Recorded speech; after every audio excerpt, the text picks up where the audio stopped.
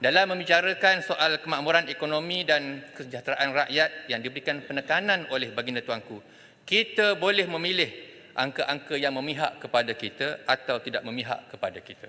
Kita juga boleh memilih pujian-pujian yang memihak kepada kita atau kritikan yang tidak memihak kepada kita. Namun kita perlu jujur dengan angka, kerana angka tidak pernah berbohong.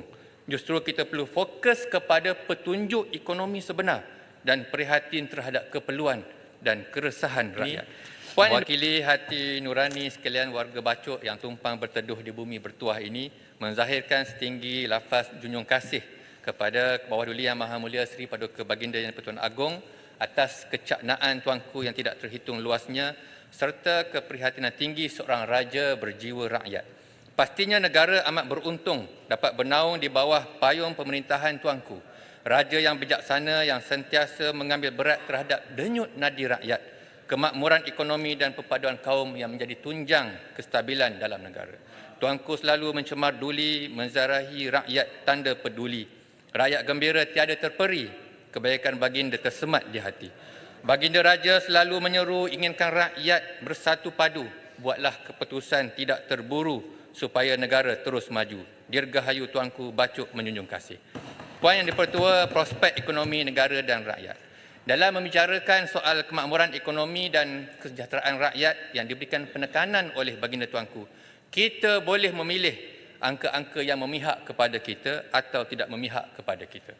Kita juga boleh memilih pujian-pujian yang memihak kepada kita atau kritikan yang tidak memihak kepada kita. Namun kita perlu jujur dengan angka, kerana angka tidak pernah berbohong. Justru kita perlu fokus kepada petunjuk ekonomi sebenar dan prihatin terhadap keperluan dan keresahan rakyat. Puan Yang Dipertua, semalam saya sedikit tersentuh apabila membaca komen-komen rakyat di portal-portal berita. Saya sekarang ni kalau baca berita, saya suka tengok komen-komen rakyat yang itu lebih real berbanding dengan kenyataan menteri-menteri yang nampaknya semakin dikendurikan oleh rakyat. Saya baca komen di IG Esro Awani semalam, berita tentang cukai SST 8% yang terbarunya diperluaskan termasuk kerja-kerja penyelenggaraan dan pembaikan termasuk servis kereta. Ada komen, apalah nasib rakyat, anak masuk sekolah nak bayar itu ini, lagi nak puasa barang pun naik, lagi nak raya mesti nak servis kereta. Allahu Akbar. Maknanya rakyat sudah boleh jangka akan berlaku gelombang besar kenaikan harga barang menjelang Ramadan, buka sekolah dan raya yang akan disambut nanti. Selepas Chinese New Year tempoh hari, Puan Speaker, berita PMX sebut ekonomi negara masih baik. Ada komen, second day Chinese New Year, pasar malam already full with Chinese selling food. Imagine how hard to earn money nowadays. Malah saya sendiri yang dipertua, first day Chinese New Year, malamnya ambil last flight KB ke KL, sampai ambil Grab, tengok driver namanya Cina. Malam raya, raya Cina. Saya masuk, saya say hello, saya sebut kongsi facai, beliau senyum dan kami berbual. Puan Speaker, malam raya bawa Grab. Ini semua rakyat, bukan walaun, bukan cyber trooper, real person, real people. Tetapi kerajaan nafi, tak peduli. Boleh pula tanya, mana bukti? Konon madani, tiada simpati, tiada empati. Puan Yang Dipertua, secara umumnya, ekonomi Malaysia bagi tahun 2024 ini diharap dapat berkembang lebih baik berbanding tahun lepas. Diharapnya lebih 4%, tahun lepas di bawah sasaran 4%. Pemangkinnya, ekonomi domestik. Penghalangnya, ekonomi global. Risikonya, hutang isi rumah yang semakin meninggi. Inflasi diharap kekal sederhana, betul, di bawah 3%.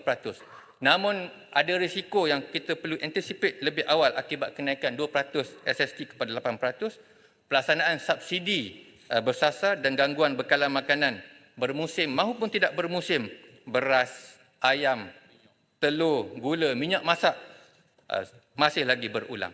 Ringgit, sahabat saya diulas tadi, diharapkan dapat kembali menebus maruahnya yang telah jatuh ke paras terendah sejak 1998. 4.80 per USD ini sangat rendah nilainya. Bagi mengelak berlakunya tekanan inflasi import kepada pengilang, penternak, petani dan peniaga, seterusnya memberikan tekanan kepada kos sara hidup yang ditanggung oleh rakyat.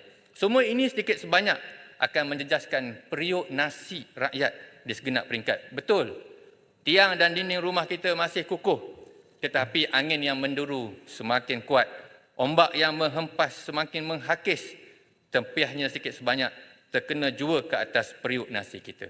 Yang dipertua, pendekatan ekonomi klinikal satu langkah penyelesaian. Sedikit penjelasan ringkas. Kita tahu masa terhad. Masih, Speaker. Setuju tak Pak Cok bahawa rakyat tak nak dengar angka-angka yang bagus-bagus, yang meningkat-meningkat, inflasi menurun dan sebagainya. Tapi rakyat nak tahu harga barang tetap rendah. Setuju tak Pak Cok? Terima kasih. Dan bukan sekadar rakyat nak tahu dan nak dengar, kita minta kerajaan juga mendengar. Kerajaan juga empati. Jangan mudah-mudah menafikan apa yang berlaku di bawah yang ditekankan oleh Tuanku Agong supaya kita menjaga dan merasai denyut nadi rakyat. Pendekatan